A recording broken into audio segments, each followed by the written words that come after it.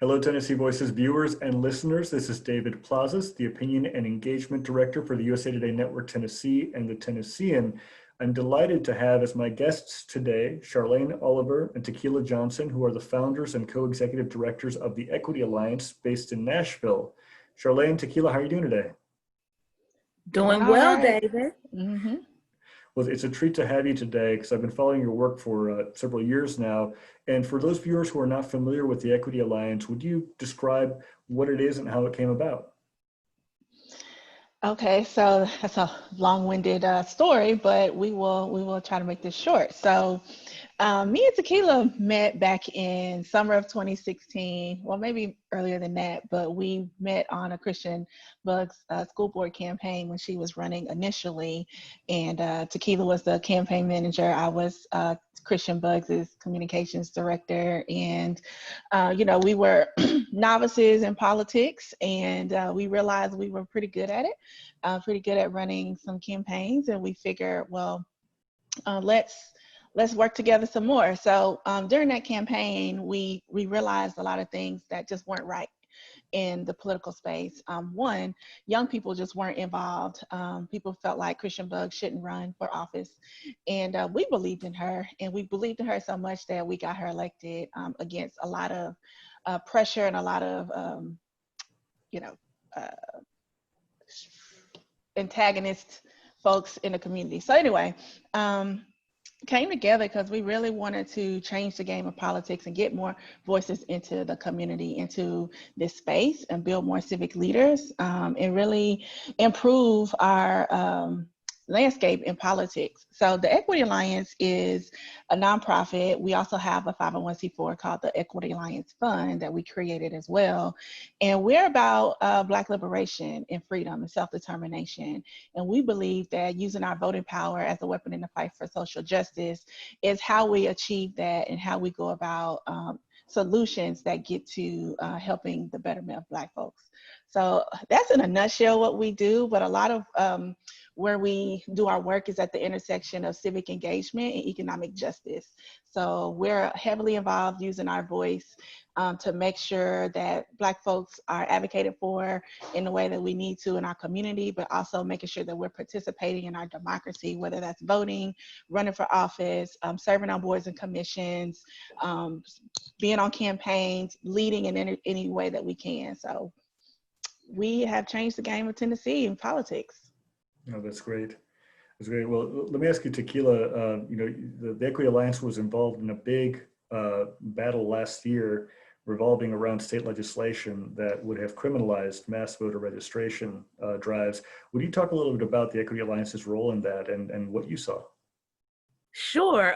Before I get into that, I do want to just go a little bit deeper.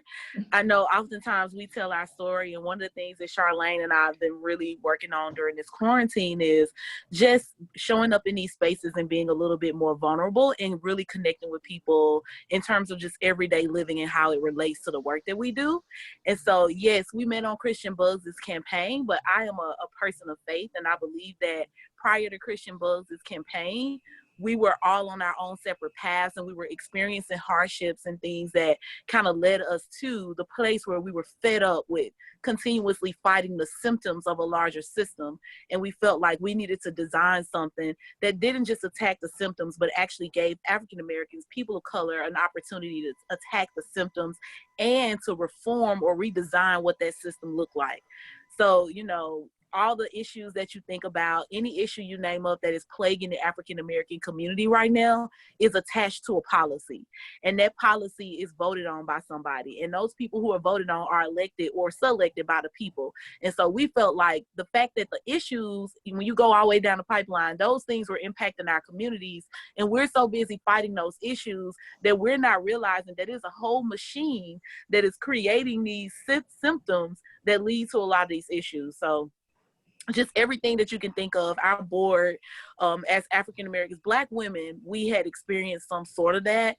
And so I get really emotional when I think about where we were in our lives at that time and how the Equity Alliance helped us to see how our voices can help change what the landscape of this nation looks like for Black folks. So really emotional about that. which led us to the Tennessee Black Voter Project. Now that you asked, we led the Tennessee Black Voter Project. It was a project that we led, we thought of, we designed.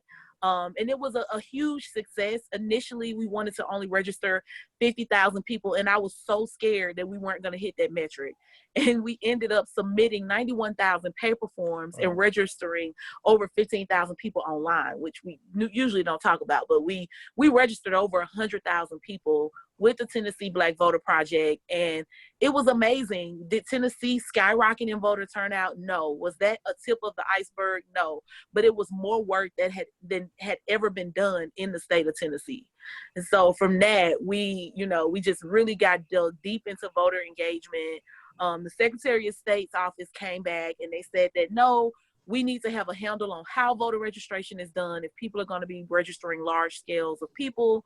But they didn't ask us. They didn't go to the organizations like the Equity Alliance and ask us what we needed to make our work more successful or how we could work together to ensure that all of the guidelines that they wanted to see were in place. They kind of did what always happens in the system. They smacked the law down. They proposed the bill. They said, hey, we're going to prevent this by utilizing our power, which is proposing a bill. And so from there, it has been a whirlwind, and I'm sure we're going to get deeper into that. No, that's great. Anything else to add on that, Charlane? No, that sums it up. I mean, this is not new in history. What happens when Black folks assert themselves and really show their independence? Whenever we try to stand up for ourselves, the white power structures tend to, smack our hands and say, put us in our place, so to speak. And so that's how I perceive that situation. They say that they being Secretary of Trade Hargett, were trying to do a good thing. I don't think there was any positive intent about what they did. And so I'm glad that we were able to fight back and repeal a lot of the bad things that were in the law, and get that victory through a lawsuit. So. And just to remind viewers that the lawsuit went in, the judge sided with you initially, and then the law was changed earlier this year, right before the legislature convened because of or rather adjourned because of the pandemic. I want to talk to you a little bit about Don't Sell Out North. If you could talk a little bit about what that is and where it is today, because this came out after the tornadoes hit in March 3rd, which happened to be election day for the presidential primary. And so you had that, you had the tornadoes, and then you had the pandemic. Talk a little about the origin and where are we right now on that? Oh gosh, I get so triggered when I think about that day. The tornado, I remember vividly going and getting in the closet that night, not knowing there was a tornado warning, and then waking up like, dang, like it really ripped through the city. And on my mind was the election. And so that's what I was working on in that morning until I started getting all these texts about North Nashville needs help. And I know Tequila was also on the ground as well. So we initially tried to make sure we got the word out about the elections and wanted to make sure the state could keep the polls open. So we wanted to just make sure folks got the accurate information because it was Super Tuesday, but we had to turn our attentions to the tornado as well. So I'll let you take it from there. Yeah, it was crazy. Like, of course, the first thing that pops up in your mind is everybody okay? Are people alive? Like, where are people going? Where's the safe haven? And that was one thing that we realized too, was like, wow, there is no safe haven for Black people in Nashville to go to together in the case of an emergency. There's no one place that is equipped and has the proper capacity to really respond to any emergency in North Nashville. There was not one with the flood. And what we saw was sustainability go in place in every other corridor in the city besides in the places where they needed the most. And that's in the Black and brown communities. That's still evident with the pandemic. It's been evident since the founding of this country. And we see that playing out in real time before our eyes. one of the things that really pushed us as the Equity Alliance was we saw like immediate rapid response. Like organizations were on the ground, people were on the ground, they were handing out food boxes, they were putting tarps over houses, they were like meeting the people's needs.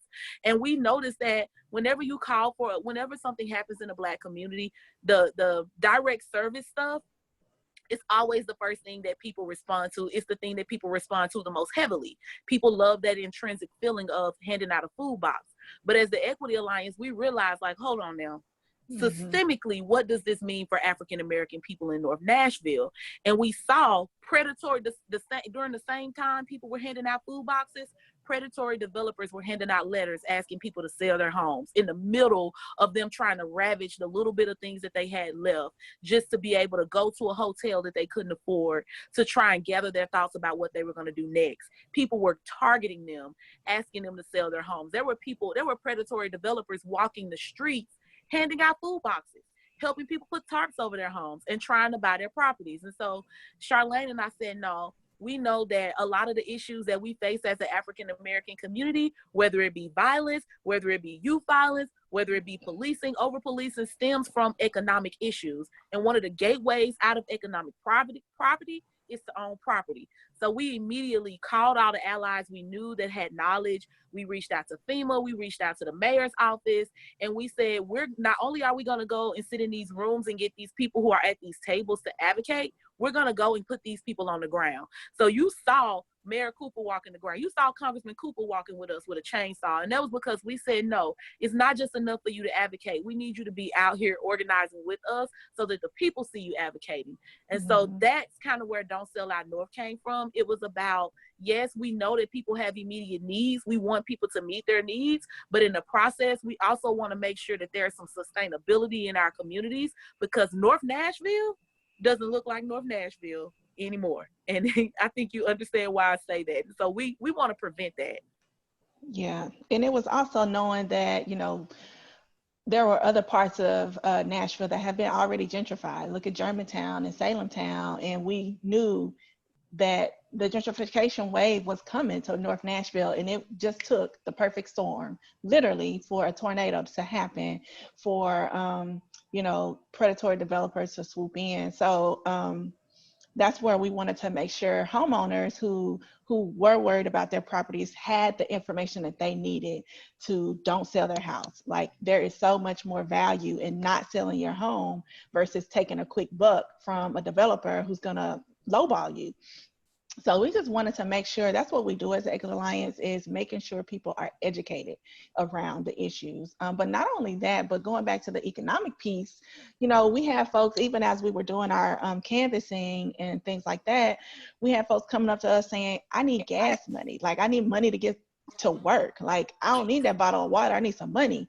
And so that's where the Don't Sell Out North Fund came from, is like, let's just put money in people's hands. Like, let's raise the money ourselves and make sure people actually have the capital and liquid resources to make sure that they just have their basic needs met. And knowing that people couldn't actually get in and out of North Nashville, they couldn't drive to an assessment center, like they needed the resources right then and there. So we were putting gift cards and grocery gift cards in people's hands.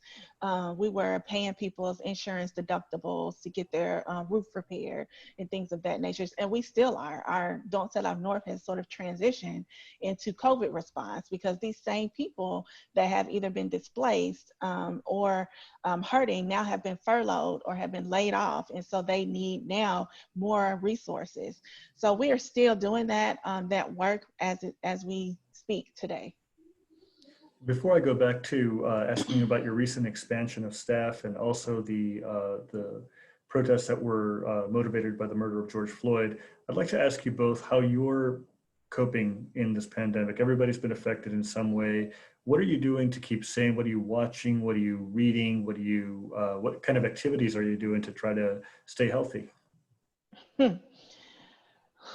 I'm just trying to stay alive, to be honest with you. I'm just trying to get through the day. It's hard. it is really hard. I'm not even gonna lie. As a community advocate, as a leader, as a business leader, entrepreneur, but as a mom, as a wife, as a Black woman, it is hard out here right now because you turn on the TV and you seeing folks, the government just not doing its job. You see the federal government going at it, bickering. The White House is off the chain, and it's just constant like negative energy. And then you log on to social media, and then you got, you know, folks that want to throw salt on your name. They want to like badmouth and criticize anything, any decision that's being made and during this pandemic by leaders is getting criticized. So it's like we got to show a little bit more grace during this pandemic because everyone's figuring it out. No one has the answers. No one knows what tomorrow looks like. We may not be here tomorrow because of COVID. Like the folks are dropping like flies around here. They here today, gone tomorrow. And so we have to just be a little bit more humble and grace about it. But for me, I'm trying to log off of social media. I am ignoring people's text messages. I am just trying to, you know, get through the day and say, tackle what you can, but let the rest go and let the chips fall where they may. I'm also, you know, getting in naps. I'm sleeping during the day. I'm also noticing how I'm more productive in the evenings and in the daytime. So, you know, emails may go unanswered in the morning, but I'll get to it at night because I'm most productive then.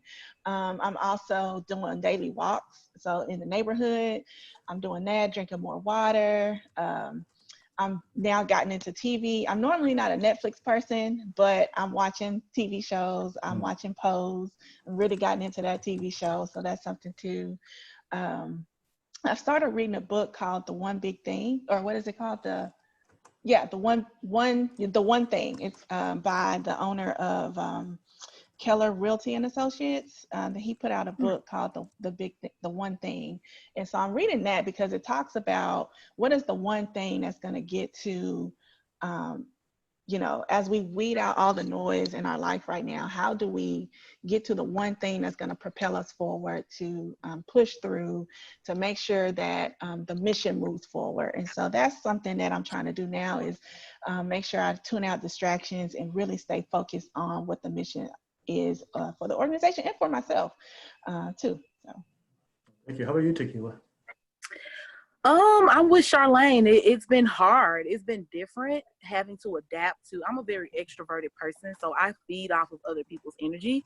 And so having to adapt to not being able to like physically be present with people that I care about, that's been the hardest.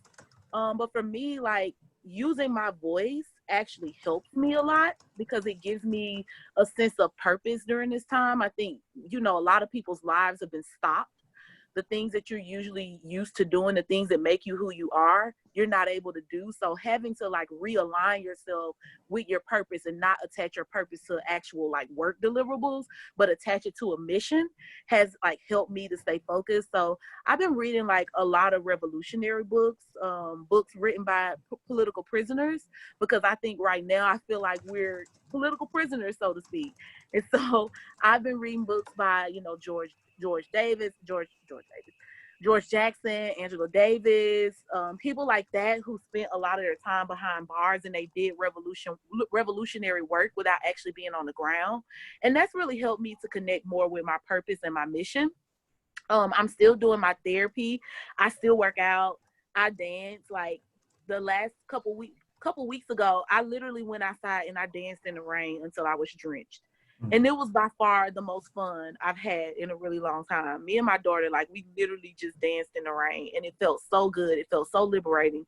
So I'm able to find fun and find solitude and find peace in things that I normally would have frowned down upon because it just wasn't, you know, what I thought I wanted to do. So that, and, you know, even as we're talking to like people who want to support our work, I'm advocating for them to, you know, not just support our work, but support other work, support other people who do this work as well. Support self-care for African American people, Black people on the front lines. Like that's one thing that we don't talk about is what does it mean to be a Black activist or a Black leader or a Black organizer during this time? Like the weight of the world is on our shoulders. You know, if you're deep into this work like myself and Charlane, there's no way we could leave right now and take a break. Even if we wanted to go take a vacation for 2 weeks, we could not, because our organization before COVID was in a point where we were in a pivotal growing phase. And so for me, it is when people are saying, we really like what y'all are doing and we want to support you all, it's being more vulnerable. Black women, we get an opportunity to be vulnerable. And so being more vulnerable and telling them, like, don't just support our work, support us holistically. Like, we need support in terms of, you know, self-care time. We need support in terms of being able to take a sabbatical when this is all over. Like, support us holistically in this work. So that's really helped me. And I appreciate you both sharing those things. They're very powerful. Well, you know, you talked about the organization being in a pivotal role. You just announced a major expansion, new employees. Tell me a little bit about that, about where the organization is going now. Yeah, so it's an exciting time for the organization, and we're really blessed right now to really be adding staff. It just speaks to how mission critical our work is right now during this pandemic. But we've been able to add 8 folks to the team. Tequila came on April 1st. We also had Tamika White came on April 1st. Before that, we brought on our operations manager, Tiffany Provenzano, as well. So we've been on the team for a while. We just kind of announced it a little later than we wanted to because we've been so busy. But really excited that we also added organizing director, Tori Griffin. He's a Knoxville native, but he moved here to Nashville because he just believes in the Equity Alliance. And so we got a really solid team. We added an intern as well. And then Tariva Parham has been our communication support as well. Did I leave out anybody? I don't think so. Ray Carroll. Yeah, Ray Carroll, yes, Ray Carroll Woodard. She's been with us since March. She's been doing the direct response for Don't Sell Out North and the COVID. So she's been awesome. It's just a really good team that we have right now. I'm really proud of us for really coming together and just knocking it out the park right now. We're going to continue to grow. We still have openings. We're hiring some short-term staff right now, some field organizers across the state as we ramp up for November.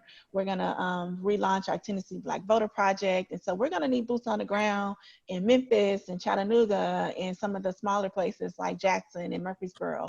So we're still looking for folks to really be a part of this work. There's more work to go around than there are bodies, and we're looking to train up some folks who want to be involved. You were both very much involved in the demonstrations of the last few weeks, starting with the May 30th one. Tell us a little bit about what you saw from the ground and what is being said and what narrative hasn't been told. So yeah, when May 30th, the first demonstration in the city, it was amazing to just watch it come together. I had been thinking about, like, what are we going to do? What are we going to do? And I saw that there were like 15 different demonstrations being planned for the same time. And so the organizer in me said, no, we can't do that. We all have to come together. At the end of the day, this is about unity. This is about us standing up together. And so I just took the initiative to call everybody, get everybody on one page. And from there, we kind of did this huge demonstration. And from there, you've seen like the Teens for Equality, they've come out and they've been so everybody, that first demonstration really got people fired up. And from there have just been demonstration after demonstration after demonstration. I have been involved in almost every demonstration that we've had here. And I think the thing that I see happening on the ground is that people are upset. People are upset, people are angry, people are frustrated, they're tired of politics as usual, and people are looking to organizations like the Equity Alliance to give them a long-standing, systemic, sustainable change. They want to know, like, what are the answers? We don't care if it takes 1 year. We don't care if it takes 10 years. We just want to move towards change. We want to all work together. We want to stand in unity. We want to move towards change. This isn't about who you love. This isn't about who you pray to. This isn't about what your organization's brand is. This is about us changing what our system, what our country country looks like. And so that was very empowering to see. I think the narratives have gotten co-opted by lots of national movements, which is fine because there are so many different things that we want. Like, we all want something out of this moment, and I'm okay with that. I want to fight for everything that everybody wants because I think that that is the American dream. I think life, liberty, and the pursuit of what makes you happy is what makes America America. And so I'm like, let's put it all together. Let's just go out here and let's just fight for a voice to be able to determine that, for the self-determination. One of the things that I don't see being talked about is the systemic things that we know can change a lot of that. So the policy reform, the change in the people who are in the state legislature. We aren't talking about the state legislature as much as we should, or the General Assembly as much as we should. We're talking about the result of years of having a General Assembly that does not listen to the people and what that looks like. But we're not talking about changing the people who produce those results. And that's something that isn't being discussed. We're not talking about reparations. We're not talking about changing the systemic fabric of what it looks like to be a Black person. We're just, again, talking about Band-Aids over issues that are going to continue to happen if we don't change the system. And so, you know, I think that is a longer fight. The Equity Alliance was designed with that in mind. And when we created the Equity Alliance, we knew that people are more inclined to jump on certain issues. If you say homelessness, if you say police violence, people, they can see that it's tangible, they can touch it. But when you start talking about systemic redesign, it's something that a lot of us have never witnessed. So it takes a lot more cultivating and relationship building and true organizing and educating, and it's a long-term fight. And we like really developed this organization to be here for that.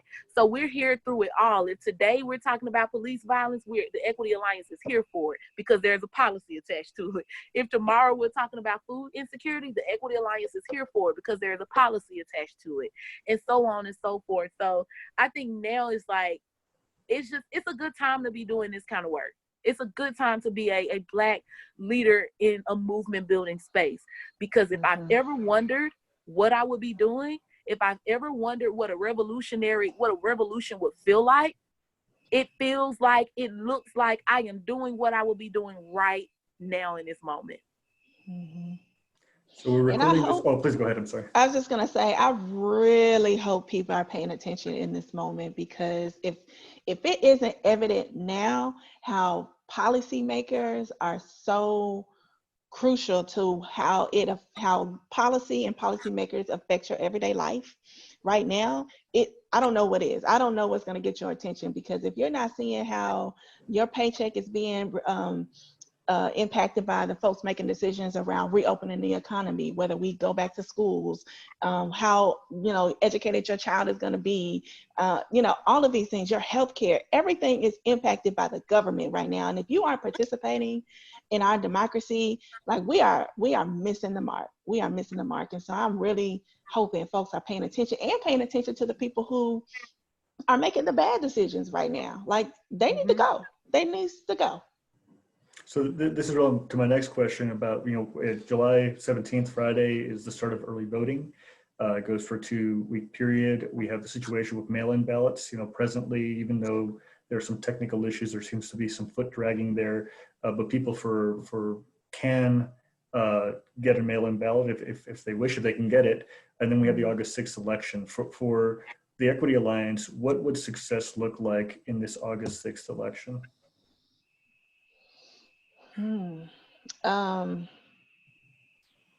There's a lot of things out of our control, with elections, but for us, we just want to make sure people have the most accurate information as possible to really feel informed to go vote, to feel motivated to go vote. We're going to be launching a podcast. We're doing a needs assessment very soon. So we're just going to continue to have the conversations with people and walk people and hold people's hands who want the help, who want to, who have questions. Like, that's what the Equity Alliance is here for. We're not here to shame people. Even if you've never participated in a primary before, you've never heard of an absentee ballot, that's okay. Call us, text us. That's a text message I will answer. I will walk you through the process if you want to learn. And so that's what we're here to do. Our Tennessee voter guides are out. And so that is a really good tool to really help you understand how to go vote for August. So I would just just say as many people participating as possible, but also feeling informed success looks like that. Mm-hmm. I will also add that, contrary to what I'm hearing a lot of people say, COVID has actually propelled our success. Because right now originally our Tennessee Black Voter Project was scheduled to launch back in May, and we had this huge, massive ground game operation where we were going to be out doing door-to-door grassroots organizing, and COVID was like, no, you're not. And so I was like, oh my God, all we wanted was to get 10,000 voters registered before the August 6th election. But what we've been able to do is register almost 5,000 voters using all volunteers, because we're out at the protest registering people to vote.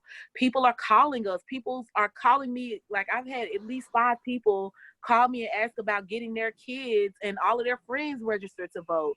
So I think COVID has given us an opportunity for people to stop, listen, and pay attention, which is what we've always wanted. But we have been positioned, and we're in a prime position to be able to really meet those people where they are and give them, like Charlane said, the tools that they need to make those informed decisions. So for us, success looks like continuing to grow those numbers, increase voter turnout, increase youth and Black voter turnout.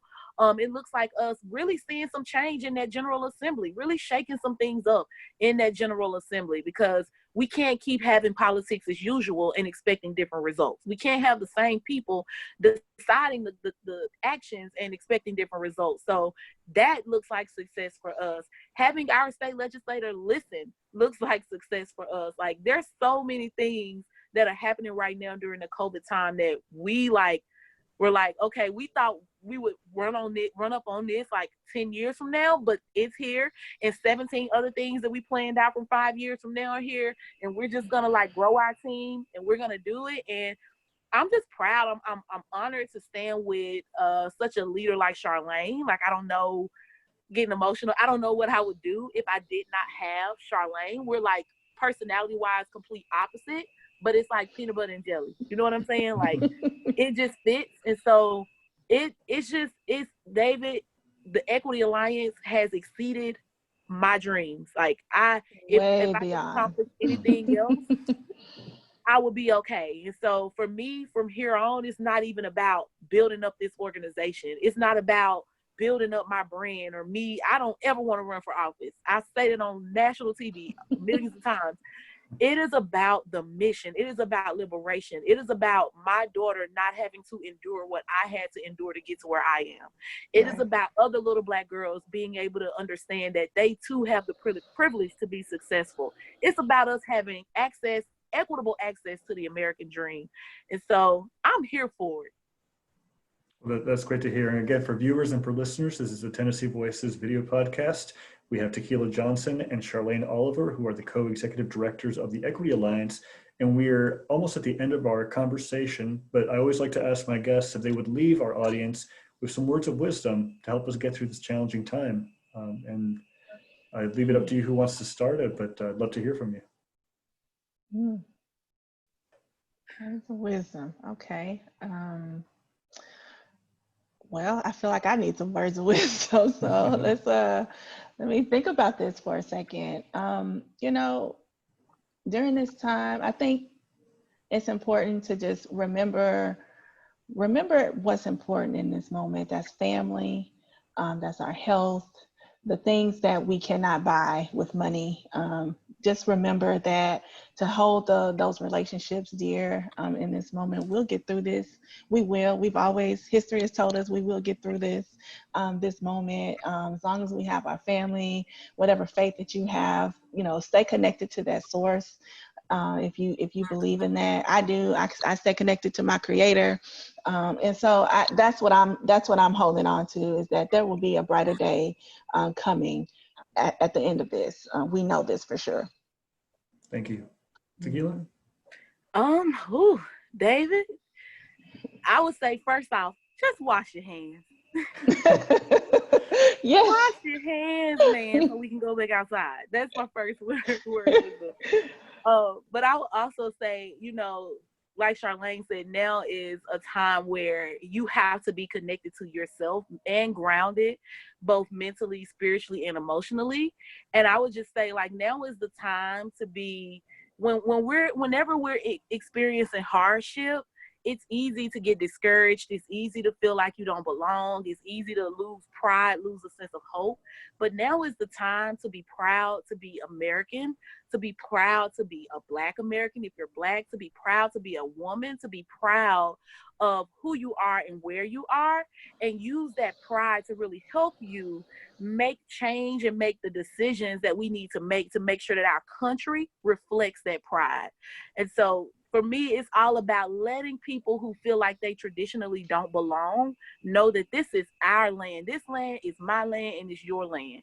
We are one nation under God, liberty and justice for all. And I believe that if we stand on those principles, if we put aside the partisan rhetoric, if we put aside the colorism, if we put aside the hate, the Islamophobia, everything you can name, we will get through anything that comes our way as a nation, as a country. That's what makes me proud to be an American. We've overcome so much. We will continue to overcome.